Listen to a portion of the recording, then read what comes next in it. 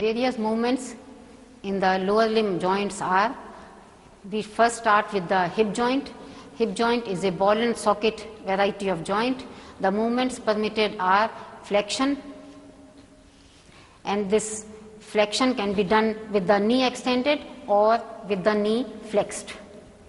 Extension, when a person is standing straight or even when the leg is taken back. Abduction, the leg moves away from the median plane. Adduction, when both the limbs come together. Medial rotation, and this is lateral rotation. And this particular movement is the circumduction.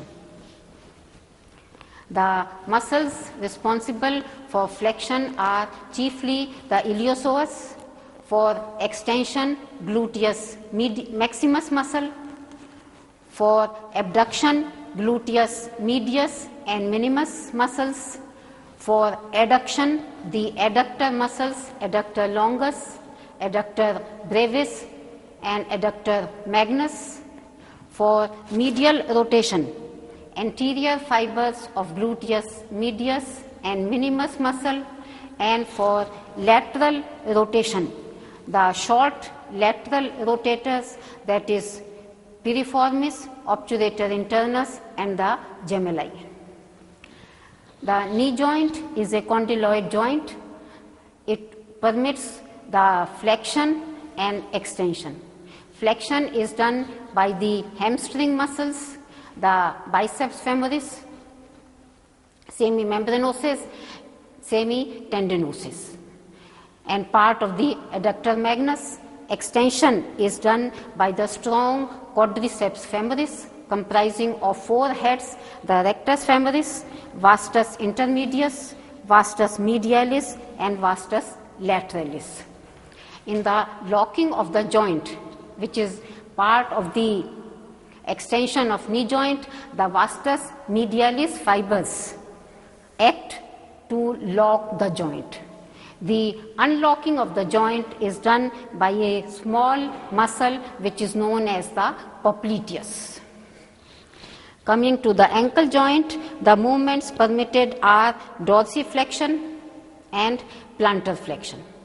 Dorsiflexion, when the foot comes close to the front of the leg, and plantar flexion when the sole points downwards. The muscles responsible for dorsiflexion are tibialis anterior, extensor hallucis longus, extensor digitorum longus and peroneus tertius. For plantar flexion, the muscle responsible is the strong tendocalcaneus, which is lying at the back of the ankle joint. Another movement which is at the subtalar joint is the inversion of the foot.